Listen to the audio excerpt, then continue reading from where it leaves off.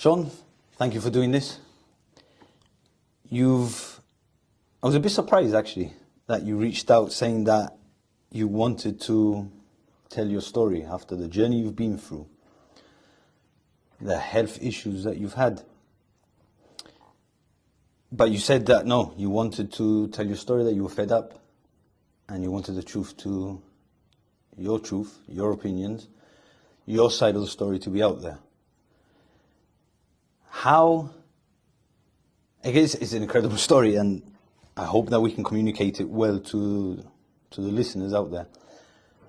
For you, and the most obvious question to start off with is, why did you become a whistleblower? That's a very simple answer to that. The inquiry happened, and before the inquiry, it was illegal. My statement, what I had found, was illegal, and I believe that the members of the public should find out the real truth. Now, I found this back in 2015. And the RGP are very good for the leadership of the RGP. The SMT senior management team are very good for this code of ethics and preaching it.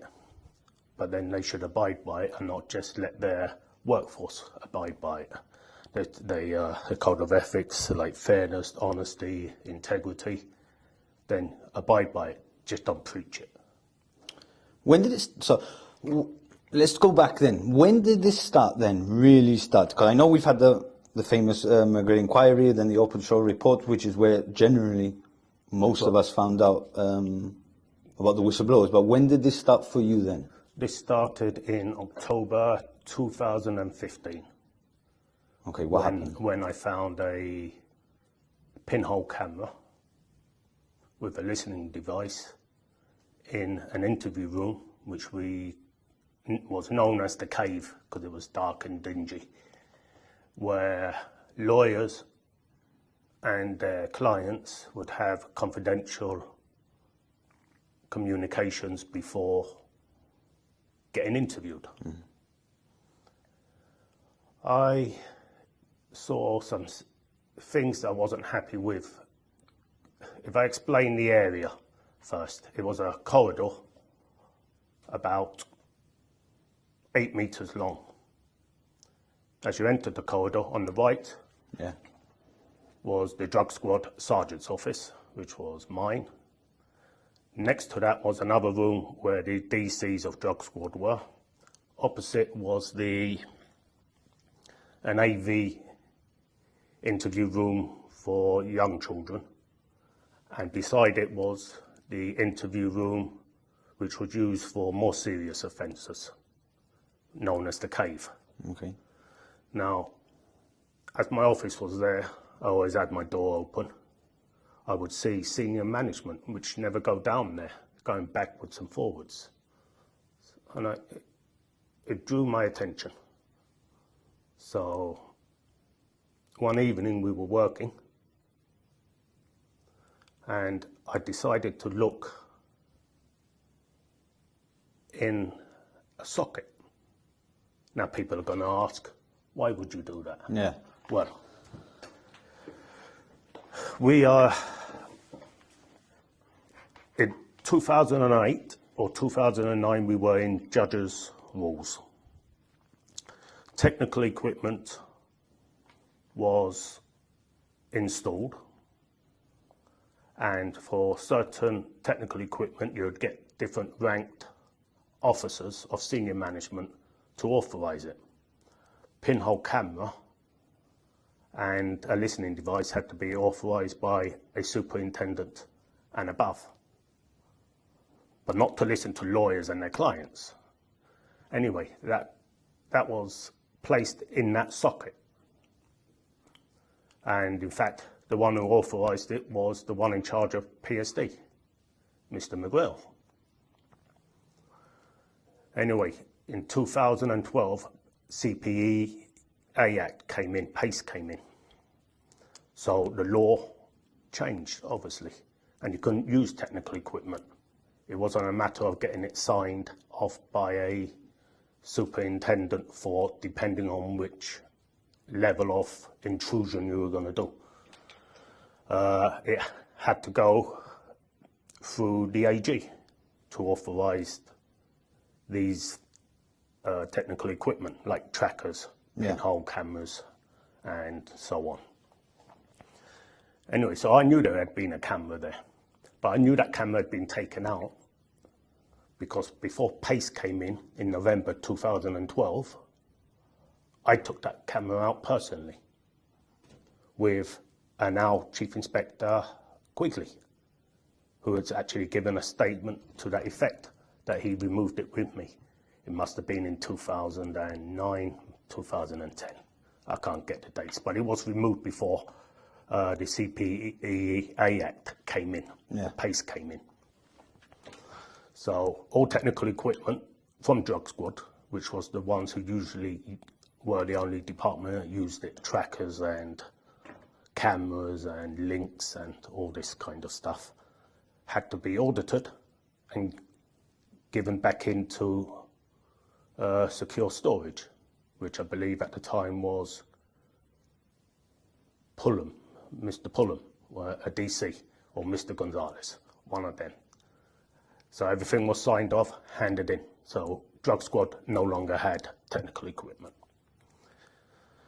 Now getting back to 2015, I hope I've explained that, you've understood it, because it is quite complicated, and bear in mind with the head injury, and I might jump backwards and forwards, just bring me back to no problem. what you don't understand. And if I have to pause, it's just my brain catching up with my mouth. Right. In 2015, like I said, I've seen certain people in there, people that were not even officers. In fact, personally, they looked like Spanish. So I thought it was a bit strange. So I was working nights. I worked a lot of nights. And I decided with another DC, I said, oh, you know what, there was a camera back in there years ago. I handed it back into the technical store and all that. But why are people coming in and out of here? And when I unhooked that, I had a screwdriver. So I had one of them electrical ones. I unhooked it and I saw, I'm going to be unfiltered here. I'm not going to be like your other guests who maybe come here with shirt and tie and that. Mine's going to be unfiltered. I thought, the fucking camera's been put back here. There's the listen, and the other officer with me, DC Bolaños. So, well, how do you know? I said, because this was placed back in 2008 for a suspected corrupt officer, which was not corrupt in the end. Nothing was found on him. And it was authorised by McGrail. So anyway, I got that screwdriver and I tested if it was live. You know them screwdrivers with the, you put your finger on the brass end and they've got a little bulb in it. And it lights up. And it lights up. So, and it lit up. So I said, oh, let's call the inspector. So I called the inspector down. He came down immediately. It must have been about 11 at night at this time, so I'm surprised he came down. But I suppose he heard the tone of my voice. He came down and said, well, what's this? I said, this is a pinhole camera. This is one that was placed in, or identical to the one that was placed back in 2008, that I removed with Chief Inspector Quigley. Well, he was a DS at the time, or a DC at the time, I'm not sure. So photos were taken of it, and they came out in a panorama, and I'll explain how that came out afterwards. And a video was taken. I took a video of the room to prove they was in that room. On that video, you can see, I'll explain as you go into the room. On the left was a socket with a little pinhole. Like, it's called a pinhole because it's a pinhole literally, and the camera faces through there. Listening device inside, conduit where the cables were all hidden, going up and out of the room. he said, well, put it all back together. I'll be speaking with the superintendent of crime at the time. To our luck, it was McGrail. But anyway, we came in the morning, and he went over, he said, remove the camera. So I removed the camera, disconnected it, making sure I didn't get an electric shock, placed it in an exhibit bag, labelled the exhibit bag, closed the exhibit bag, and said, here you are, sir, here's the camera. And he went off to the superintendent's office. Now, by that time, I was fuming. People from crime could hear me raising my voice and that, and they were coming out of their offices, because in that corridor it was just drug squad, and he interviewed the cave. But CID was out of that corridor and opposite, and they could hear me saying, look, this is disgusting. And I started pulling out the cables to see where they led. So the conduit went up, out of the cave, along the corridor, towards a set of stairs which led up to the upper platform of Newmont House, where senior management was. Okay. Commissioner's office in the corner, some superintendents further down. And as I was getting up, halfway up the steps, I had ripped the front of the conduit off the cover and pulled the cables out. And I was so angry, I just left it there hanging. And I went back to my office. And the inspector at the time came in. I said, I'll write a report to report this. To report this, so PSD can do an investigation. And he was fuming, the inspector. And I used to like to see him fuming. But anyway, I was fuming as well. He said, don't bother, do not write a report, do not say anything. You know what's happened? I've gone into the superintendent's office, he's ripped the exhibit bag open, taken the camera out, opened his drawer, and thrown the camera in the drawer and threw the exhibit bag at me. I went, what? He goes, yeah, don't do any reports. It's not to go any further. He's going to sort it out. So I left it at that. And I was in my office. The superintendent came racing in. I think at the time he was a Sergeant Goldwyn, and was in the area. And the superintendent came out of my office, pointed his finger at me, raising his voice. It's always you, Reyes. It's always you that's got to touch things. Why did you look in there? And I gave him a very simple answer. Because I don't trust you fuckers up there. Plain as that, I told him. Yeah. And I got up and I walked out. So I left him there by himself and Goldwyn.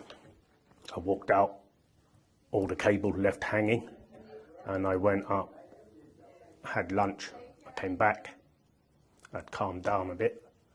When I came back, everything had been placed back in position. All the conduit, the camera, I don't know, I didn't dare look in there again. But all the cables that I had ripped out going up the stairs, I only went halfway up the stairs and left the cables there. So all the cables had been placed back in and the cover of the boxing conduit had been put back. It looked untidy, obviously, and if any visitors had come to Newmont House and seen this, it wasn't right. And it was left like that. My time got harder and harder, as you can explain. As you can imagine, as yeah. you can imagine. The culture must have changed straight away with you. Right, yeah. Anyway, I remained in drug squad for a while. The inspector was immediately moved out. I remained there running drug squad for a while because they weren't going to just close the department down. Anyway, McGrail eventually left. No, we go back before that. I was tasked with another job in a bank holiday of August, I believe it, I can't remember the date, 2017 or 18, with a high value car that had gone missing. And I won't go into that because it's the camera was the main thing of my whistleblowing, even though the high valued car had been mentioned and public money had been used to retrieve this car back. Anyway, after that car had been retrieved back through money from the criminal organisation, which I had to deal with, which I did not like, but part of drug squad, you did deal with more difficult matters. The car was got back, and a couple of weeks after that, myself and DC Bolaños were removed from drug squad. Okay. What was the reason given? That shift, I've got a letter actually here saying it from the chief inspector at the time, Tunbridge. We appreciate all the work you have done in drug squad. Your knowledge of drugs and how drugs are ran in Gibraltar and that, but shift need an experienced officer like yourself to guide shift. That's what they gave me. A very nice letter, I've got it here. So McGrail then left a couple of years after. What, left the police? Yeah, a few years after. I don't know, I think he left in 2020. Okay. Or resigned. He was lucky that I wasn't in charge, so he resigned, but anyway. And his good friend took over, Mr. Alger. Now, I couldn't report the camera there. He knew about the camera. So when I left, I gave a statement for a judicial review. And I mentioned the camera and other matters. Yeah. Because I wanted this to come out. That was in 2020. Remember, all other whistleblowers gave their statements in 2023. Ah, so you were before? I gave it in 2020. I left the police because it was unbearable there. And I could see they would hunt me down for anything. So I left the police. Because the culture had changed so much. It wasn't the culture when I Singling you joined in out. 2002. Yeah. I didn't like the senior management, the way they were working. And I wasn't going to work under an organisation which preached the code of ethics, but don't adhere to them themselves, but expect all their sergeants and constables to adhere to the fairness and the honesty and the integrity and any other rubbish that goes on the code of ethics that they learn in these silly little leadership courses. So I reported it and I gave a statement to a judicial review. I attended a lawyer's office, and on that conference table were a couple of lawyers, 3 lawyers in total, myself and DC Bolaños, and I provided them with a statement of this camera. Or the lawyers there, I think Chris Finch was one of them, who brought it up in the that's why he brought up this hidden camera in the panorama. Also the, I don't know why I carry on forgetting his name, Asapadi, the GSD leader. Keith? He was one of the lawyers there. Okay, so he saw it then? Yeah, he saw my statement. Okay. So he knew about the camera as well. Okay. I had posted on Facebook before in relation to why high-ranking lawyers, criminal lawyers, have not brought up this when it's come out in the panorama. Right. When it came out in the panorama, Chris Finch asked for explanations from the now Commissioner Alger, the very good friend of Ian McGrail. He said it had been fully investigated, which was a complete lie, because if it has, the person who found it, you would have asked me for my version of finding the camera. if you had to fully investigate it. So that was a complete lie, which was found out afterwards. Anyway, it came that the inquiry was going to... Tell me if you need me to stop. No, there's a few questions. Yeah. Just before we do go on, in your opinion, what was the camera there for? Was it for the lawyer clients to spy on them? Was it to spy on police officers? Why, in your opinion? In my opinion, that camera was there to listen to lawyers and their clients, confidential. To use To use afterwards. If they listen to that, then interview them. They would know what questions, where to poke or whatever. That is my belief.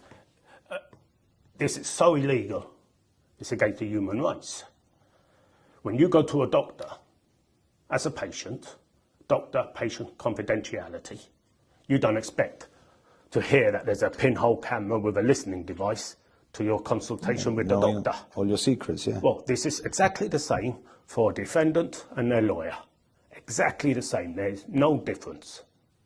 Because I've heard other stories of other cases where lawyers have said, how have they known about this? And they've asked me in the interview, well, now them lawyers know. Because there was a hidden camera there. And that hidden camera could have been there for up to 4-5 years. It was all handed in before 2012. I believe I handed it all in way earlier than 2012, after it was disconnected. So, how many people have had their consultation for serious offences? We're not talking about a simple theft of 50p. We're talking serious offences were held in that interview room. How many people have had consultation with their lawyer in confidentiality, been listened to, and then used against them in an interview? So how many people have gone to prison? Not because maybe they're guilty or are guilty, but they've gone to prison illegally because of that device. Their rights have been taken away from them, their human rights, by placing that camera there. It's put the organisation in a position that it should never have been. We are there to serve the public, and the public should trust us. And that's far gone now. The public does not trust the police now. I certainly don't. Yeah. Was this... Okay, just for balance then, because this could be just, I don't want to say isolated incidents, but that's the words I'm trying to describe it for the people. Before all of this happened, was Mr. McGrail then a person that stood up for the police and his officers? Was he the guy for that, or...? Mr. McGrail was known as Darth Vader, actually. If he had to cut anyone's heads, it would be him. I'll tell you what he was. I'll pull it as nice as I can. This man was a dictator and a bully who ruined an institution, namely the Royal Gibraltar Police. For me, he's a complete arsehole. Along with his good friend and his little minions that wrote lies. And I'm very sorry to put it unfiltered, but they're the feelings I've got from what I've suffered due to them. Oh yeah, that's your opinion as well, and you're free to have your own opinion as well and share it. All of that happened. You've made the statement with Mr. Finch that you mentioned. Yeah, he was my lawyer. Yeah. Then you heard nothing till the McGrail inquiry, or what went on in that gap period then? Obviously that judicial review statement got out in public. Okay. The RGP had to do something, which they did. They decided to bring a private investigator. But let me explain. Yeah, I'm going to explain something so people understand. Serious investigations have been done against the RGP before. Whenever they've been done, like the 10 kilos of cocaine going missing, the death at sea, the British reporter which wasn't long ago, who was reporting on the Ukraine and Russian war, who had died mysteriously. They bought a constabulary from the UK, which was paid. They were paid, the officers were paid their wages and a small subsistence for their food and their hotel. Yeah. But it would be investigated by a constabulary from the UK. In the report to death, it was a constabulary from the Met Police anti-terrorism squad. But it was still a constabulary from the UK. Now, what was very funny,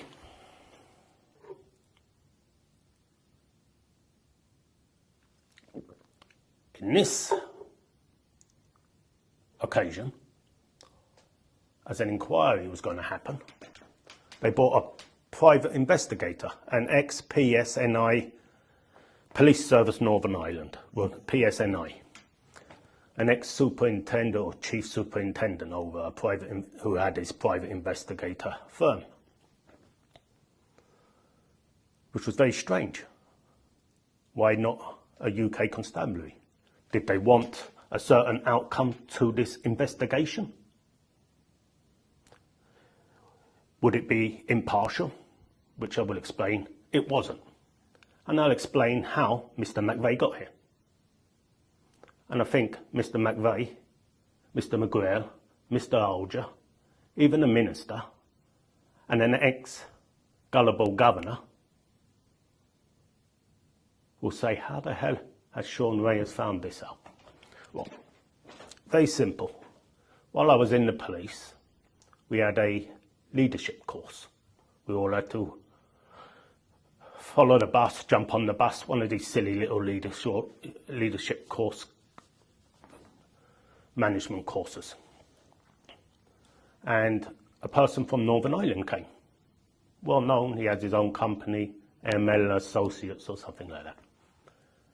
And McGrail brought him over, as he was in, at that time, was, I don't know whether it's in PSD or in crime now. We're going back too many things in there. Anyway, this ML Associates was brought over. And Mr. McGrail is the one who brought him over, had him brought over.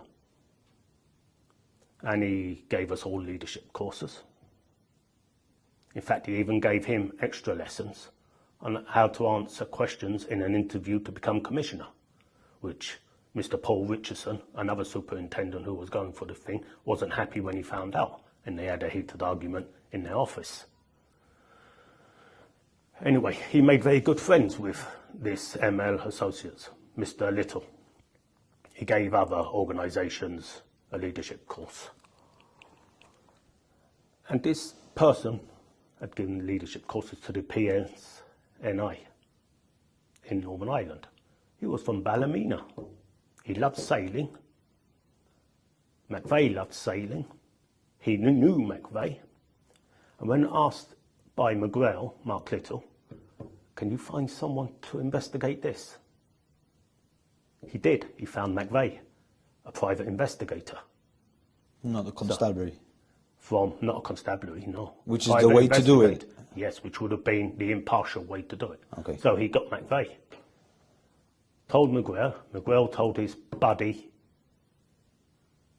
Richard Alger, the now commissioner. Or Ex-commissioner. Yeah. Not soon enough. And they brought this McVeigh over.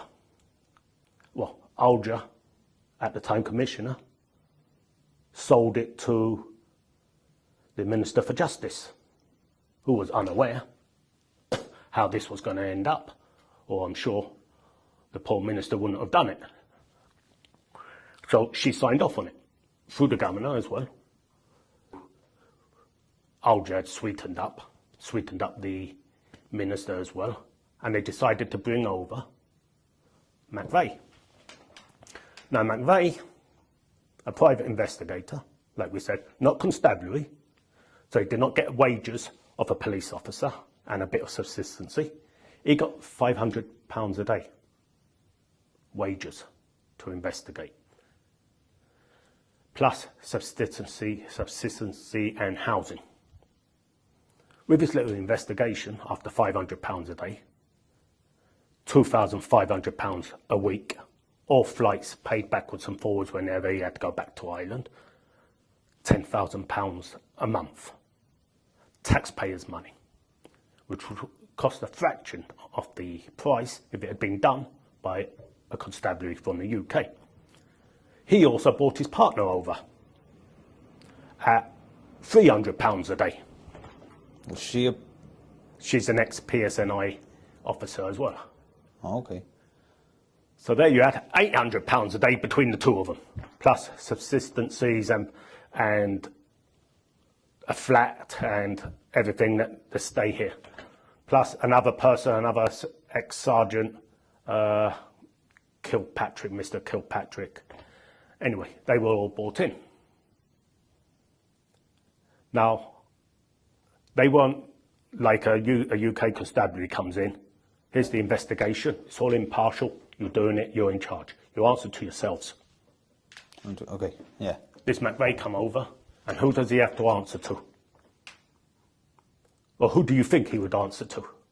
No, don't tell me. You tell me is the then commissioner. The then commissioner, who was a very good friend or best buddies with the ex-commissioner, Mr. McGrail. Bloody hell.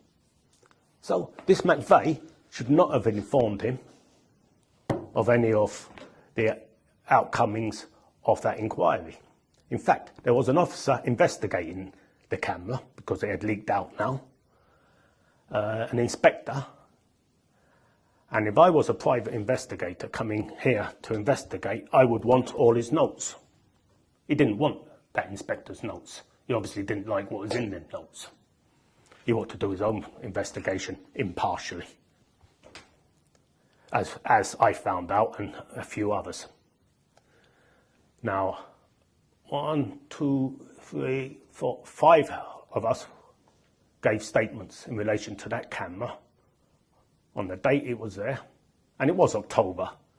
Other people couldn't remember the date, but I could remember the date because we had a rock fall at that time on the Rock Hotel. So I know it was in October. I was 100% sure. Anyway, other people supplied statements. Some were asked to change them, which they refused.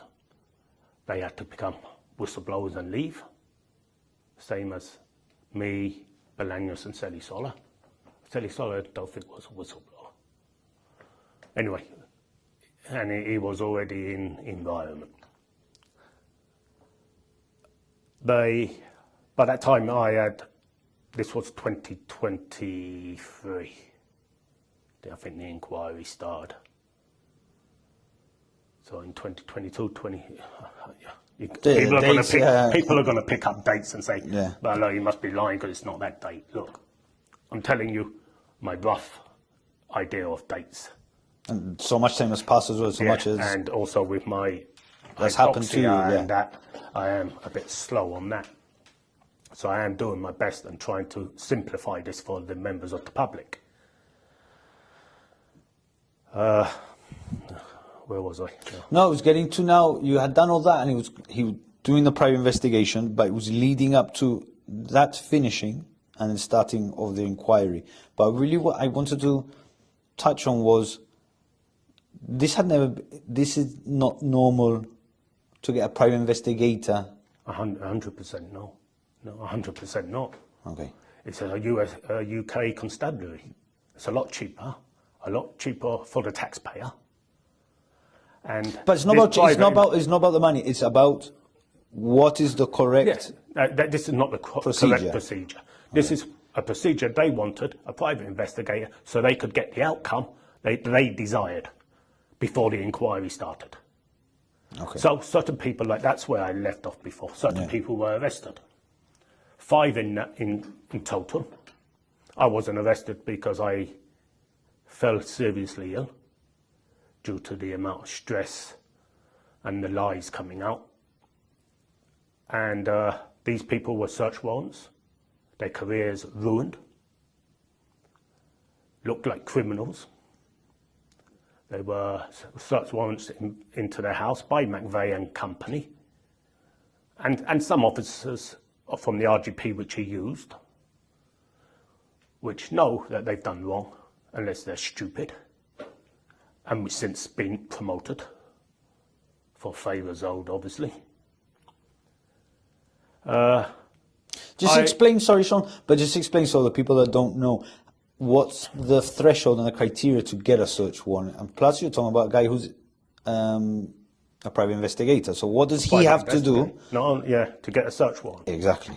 He has to justify the legality and the evidence to go to a JP, a Justice of the Peace, or a judge, for them to provide a warrant.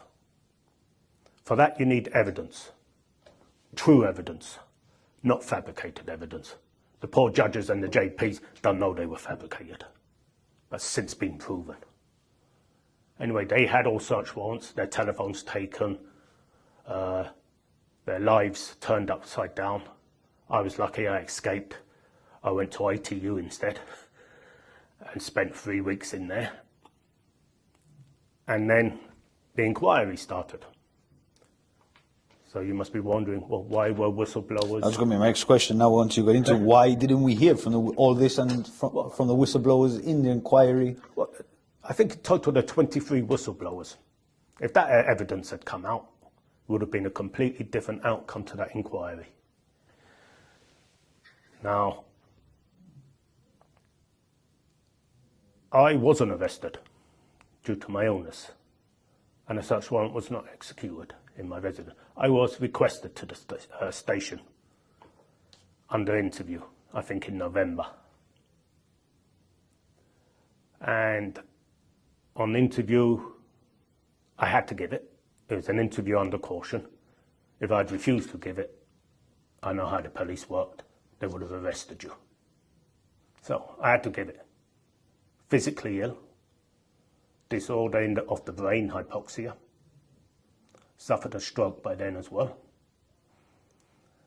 And I spent, I think, nearly 2 hours in an interview, them hammering me, trying to force a question on me which was not true. And I continued saying, that report is not mine. I have not done that report. Where is my signature? Where is the inspector's signature authorising it? Show me the original if I've done that. We cannot find the original. So I said, well, I'm going to show you exhibit books, not exhibit books. Pocketbooks. Pocketbook entries. I said, oh, brilliant. You'll have my pocketbook there then. Oh, no, we have the Inspector Celisola's pocketbook. And I said, well, why don't you bring mine? Can't find yours. I said, I know you can't. Because I wrote a report a while ago to Chief Inspector Fillinson when I was kicked out of drug squad, saying that all my pocketbooks had been thrown, hidden or destroyed. And I was issued with a report. Maybe you can bring that report off my server instead of showing me your fabricated report. Oh no, we can't find that report. Well, I said, well, you should look harder. It's there. Because in my pocketbooks, I had every single detail of that hidden camera. So obviously they didn't want to show that pocketbook. That would have shown all the lies. But anyway, the lies have all come up now. So we were taken to court. I was asked after the interview. It got a bit dodgy at the end because I was forgetting things and I was stressed and my brain wasn't working properly. And having health issues. After being there. And I gave them a letter actually here. Before they started the interview, which Kilpatrick, I believe, is the one who, and I won't read it all, I'll just read the first part of it. Mm-hmm. This 52-year-old patient had an out-of-hospital VF arrest with 21 minutes downtime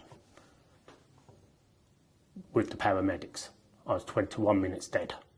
Before the paramedics arrived, I was 11 minutes with my ex-partner giving me CPR in front of my children. So in total, I was 32 minutes without a pulse, dead. Anyway, I was subpoenaed to court. I attended court. I was charged for conspiracy to pervert the course of justice with the other two, Cedisola and Bolaños. 2 days later, I pleaded not guilty, obviously. We had to investigate our own crime to prove our innocence, which we did. The inquiry had started. 2 days after I was charged and it was sent down for Supreme Court, I suffered quite a big stroke, another stroke. I had 3 in total. That time I lost my peripheral view to my right eye. Yeah. Basically, I can't see anything over there. Anyway, we back and forth to court, adjournments. So eventually, after 3 or 4 or 5 appearances in court, we provided evidence of our own investigation to the Department of Public Prosecutions, which proved that we were innocent, that evidence had been fabricated against us. He stood up in court, Senior Crown Counsel, Mr. Rocker. He stood up in court. We have no evidence to proceed with this case. But the harm had been done. Our names have been plastered in Google, criminals, people must have been enjoying it. And if we'd been found guilty, we would have served up to 7 to 10 years. Holy shit.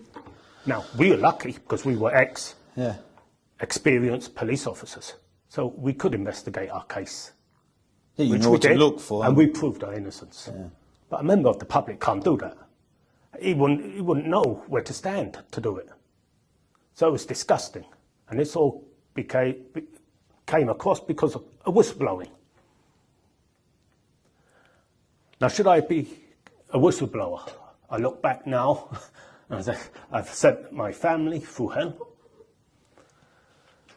In fact, I think they've ended up worse off than me. I've gone through hell.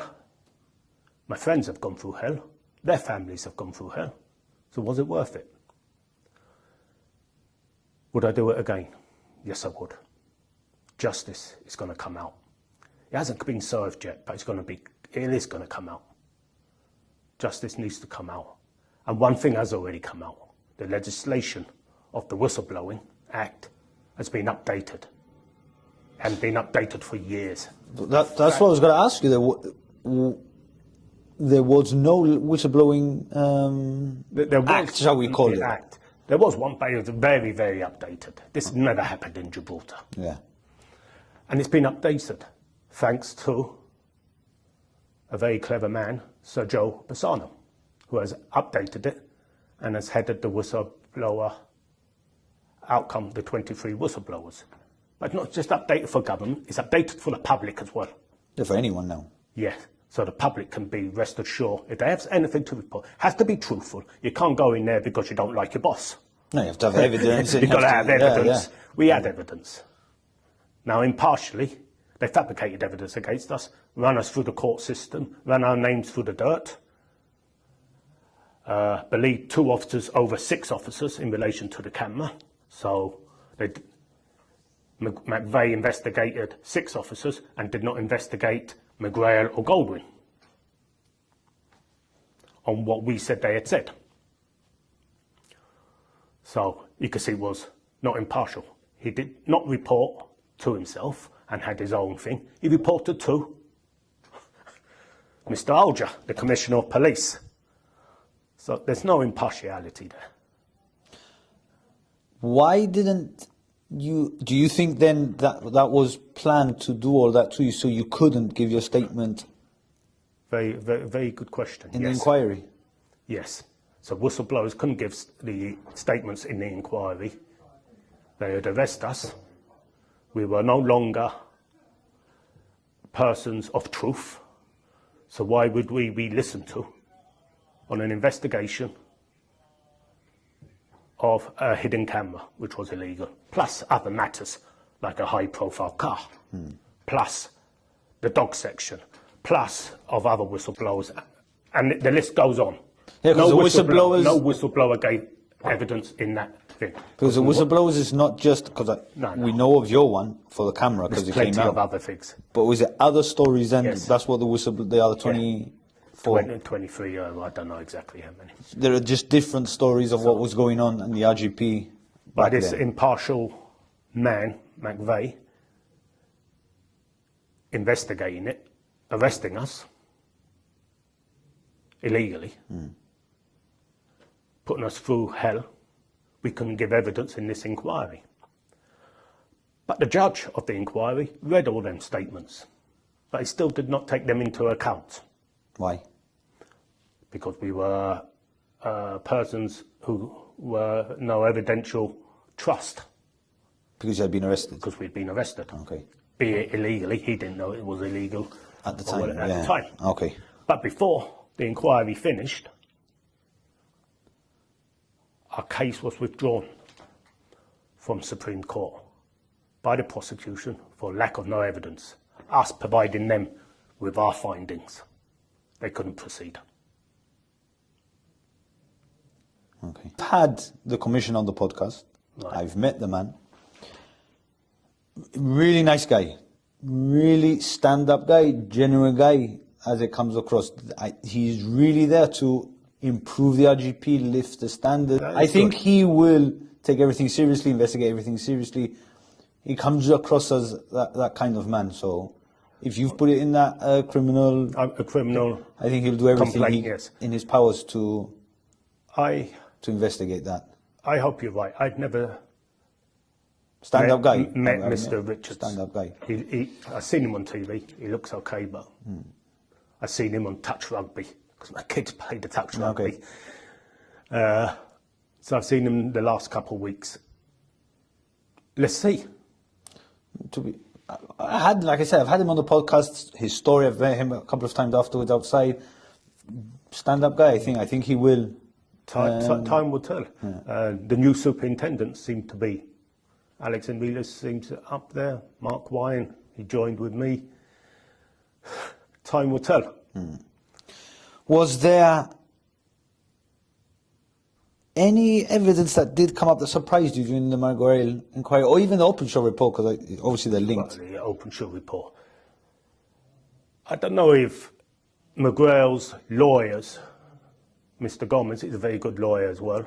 In fact, a friend of mine used to be a neighbour many years ago of mine. And Mr. Wagner, I think was the KC acting. That was McGrail's lawyer, no? McGrail's lawyer, yeah. And Charles Gomez. Knew of all these whistleblower statements and what we've spoken about here. I would imagine if they knew, they wouldn't have represented him. But he's given a lecture in relation to the McGrail inquiry in a university in UK. And he's painted out Mr. McGrail. If you're going to talk a lecture, Mr. Wagner, get your facts right. You have come out saying Mr. McGrail practically was an angel. Well, let me tell you something. In 2004, something like that, he did not have an unblemished career of 36 years. He was kicked out of Sergeant of Drug Squad because of a case that he gave evidence in. I think it was the RV, the late Andrew Bonavia. And he conferred with his inspector at the time, and the case, who was being defended by the now head of the DPP, Mr. Rocker, saw Mr. McGrail speaking to his inspector in relation to the case of Andrew Bonavia, and the case was thrown out of court, and he was thrown out of Drug Squad. So when Mr. Wagner gives lectures, he should give the truth about people being unblemished and not, because he certainly was not an unblemished career of 36 years. And I will go furthermore. As for Mr. Picardo, who gave McGrail an inquiry, he should not have allowed him to resign out of embarrassment and that, Mr. McGrail. He's lucky I wasn't in charge, because I wouldn't have allowed him to resign. I would have sacked him. I would have sacked him and a couple others with him. And not waste £8 million of taxpayers' money on an inquiry full of lies. Now, the people of Gibraltar have heard a different side of the story. And by all means, if any of you would like to stop me in the street and ask me a question, go ahead. My answers will always be the same. I will tell you what that man was. I would tell you what his friends were. And I would tell you what his little minions had done with their lies of statements which he asked them to do, or Alger has asked them to do, or certain other superintendents have asked. And there are PC lies there in relation to the camera. There are sergeant lies. There are inspectors lying, all the way up to the commissioner. So let this camera come out. And like I said, I've given a criminal complaint in relation to the camera. Let's see what happens. And if you say Mr. Richards is as good as what he is, or you believe him to be, I hope you're right. Let's see. And let me tell you another thing. I've made another criminal complaint about something else, which I'm waiting for them to come back, which I'm not going to comment here. And this is in relation to perjury. Okay. And furthermore, sorry, No. I'll carry on. And furthermore, because else it goes off my head. Yeah. Mr. Asapadi, you knew about that camp, and you, as a very, very good lawyer that you are, would have interviewed clients in that cave. So why the only lawyer that's come forward has been Chris Finch is beyond belief to me. And any other lawyer, good quality lawyer, who would have interviewed people. Because now there are people who have gone to prison 4 or 5 years ago for God knows what sentences, maybe guilty, or probably guilty. But they did not have a fair trial because of that hidden camera. Bloody hell. No. I can see the frustration in you, Sean. I know the story, we've seen it all on Facebook, the videos that you've posted, that's affected you and your health.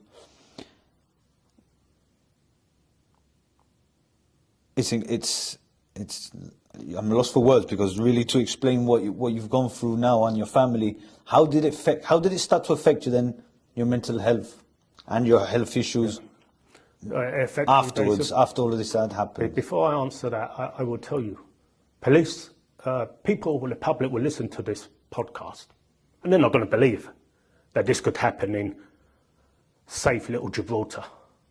Jeez, that was something out of Hollywood. I did nearly 20 years in the police force, and I did it at the sharp end.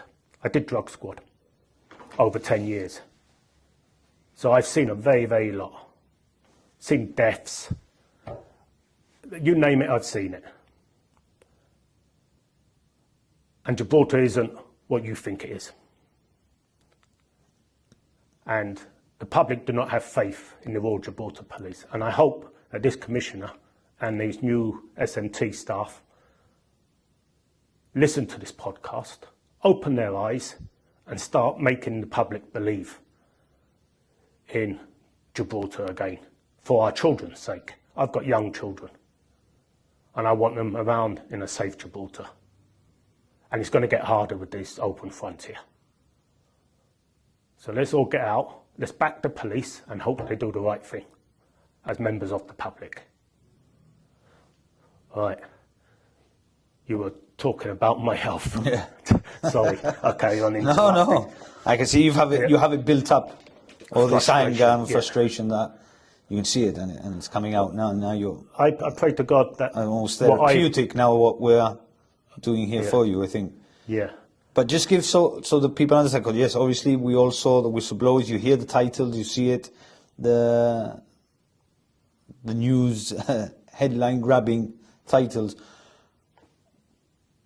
When did you first start noticing then that you were having health issues then?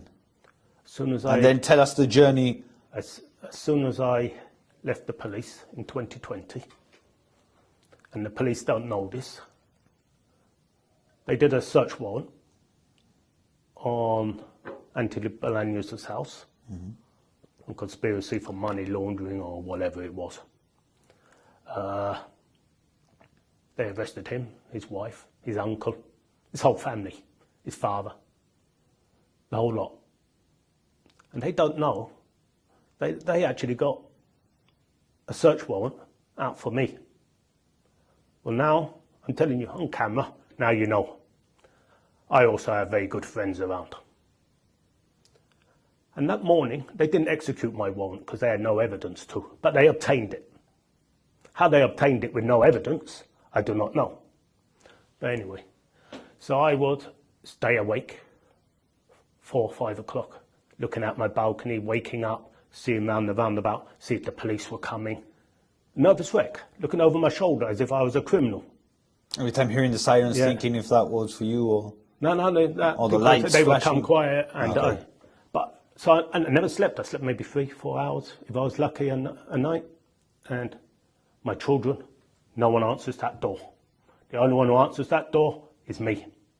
So my children were 11, 13, 15, and 20 or 18 at the time. And sorry about that. That's a fine, that. No, that's why I put it on silent, because people always interrupt at the wrong time. So I had sleepless nights. I started drinking a lot, a really lot, nervous. And in 2023, when it continued, enough was enough. My body couldn't cope anymore. My family life deteriorated to the maximum. I had a cardiac arrest in 29th of June, just around the corner now, 2023, 3 years ago. I died at home in front of my wife at the time. She gave me CPR for 11 minutes before the ambulance and the paramedics and the fire brigade arrived.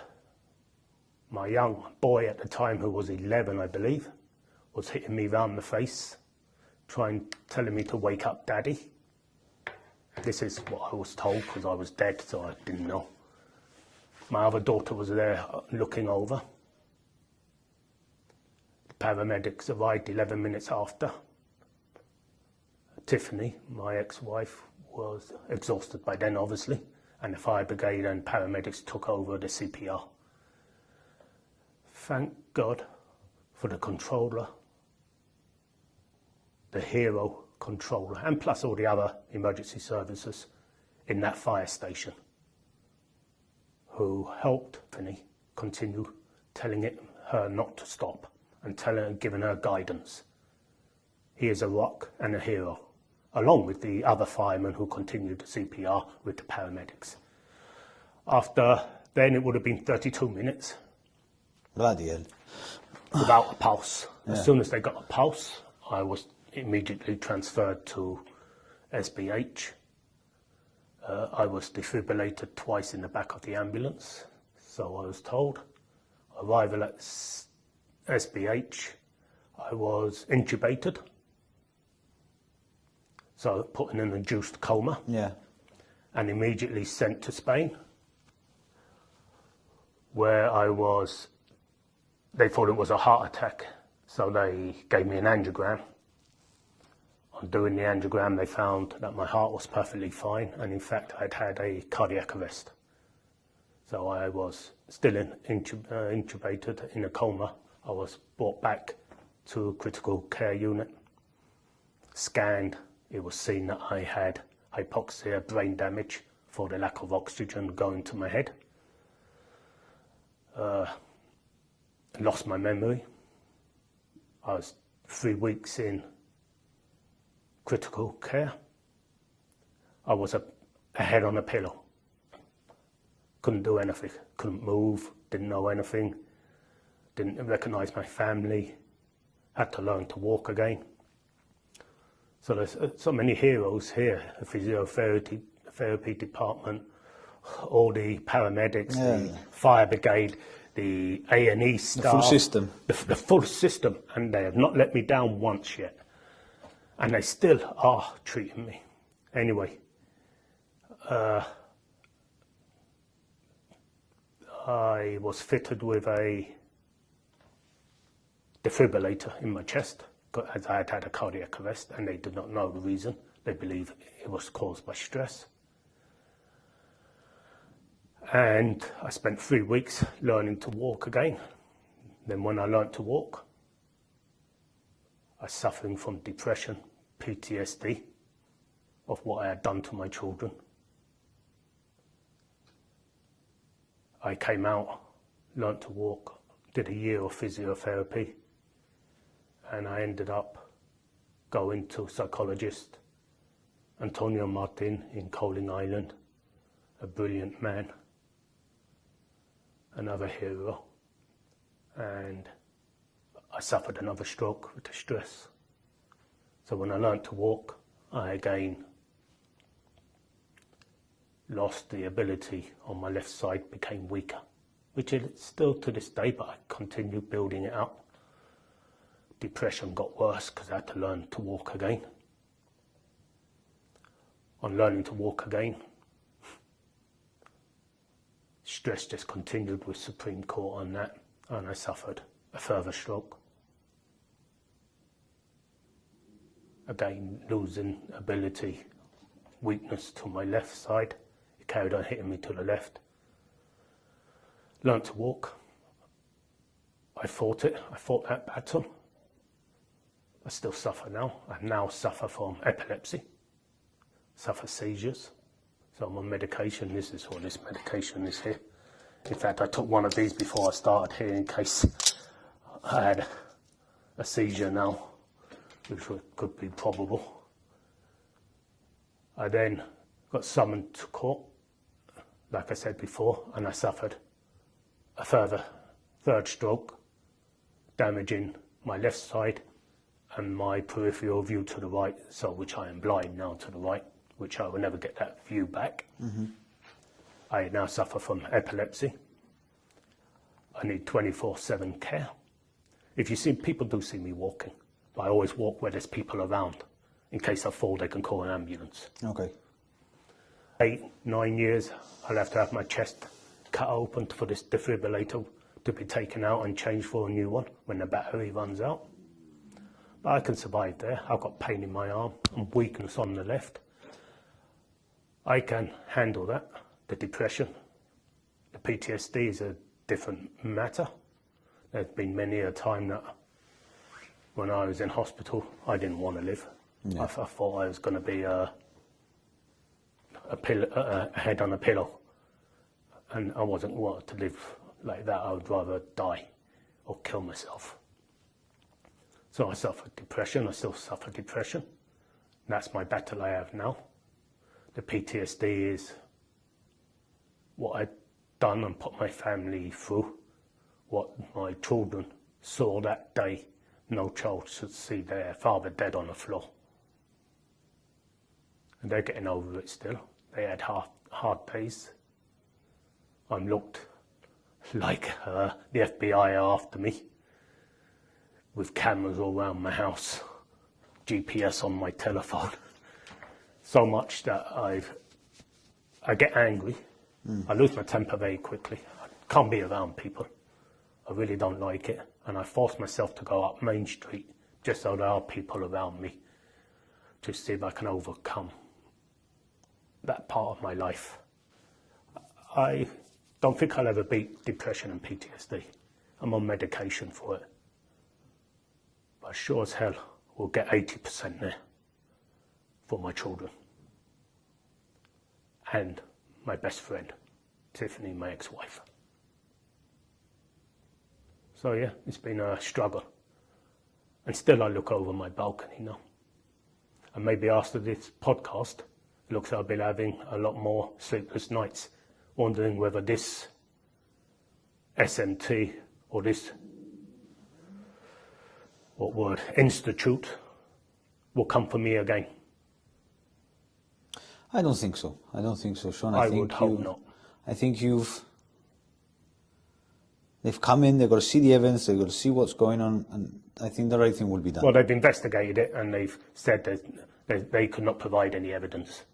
So there you go. But I shouldn't have. But now I'm going to be reporting other offences. Mm-hmm. So be aware. I want justice done, and justice I will see. But when I give my reports, let me tell you, my criminal reports, I'm taken to a little dingy room by a constable of no importance really, I felt, with broken chairs, shitty little computers that don't even work properly, no fault of the constable and no disrespect to him. But when certain high-profile people are taken to interviews in relation to Operation, whatever it was, Delhi or North 36 or whatever it was called, a high-profile person who makes a complaint, who now runs North 36 or got the contract of what they used to do, goes to give a statement, is investigated by a commissioner of police. Never have I seen that. And it's not done in a little dingy room. Mr. Gajero's taken up to the commissioner's suite. How nice of him. So it shows the importance on what people in higher positions, the priority they get compared to us mere pieces of shit at the bottom. He should have had a statement done like everyone else, not done by an inspector in the commissioner's room. And now he's got the contract. Was it just thinking out of the box? These are just things that come to my head when I lie awake at night. Was he offered a job by Mr. Gajero? For when he retires, that every Mr. Alger goes off to the British Virgin Islands. Was he offered the job to take over this company and run it for Mr. Gajero? Who knows? These are possibilities that no one's been looking into. Well, let me tell you now, Mr. McGrill, I doubt very much you'll get this job after what I just said. So good luck to you.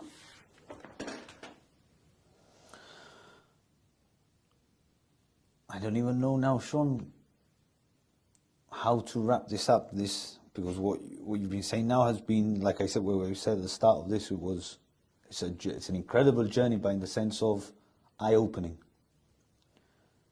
That things happened in Gib that no one would expect could happen. No. Like I said, it was like a Hollywood movie. It's like a book, a criminal book.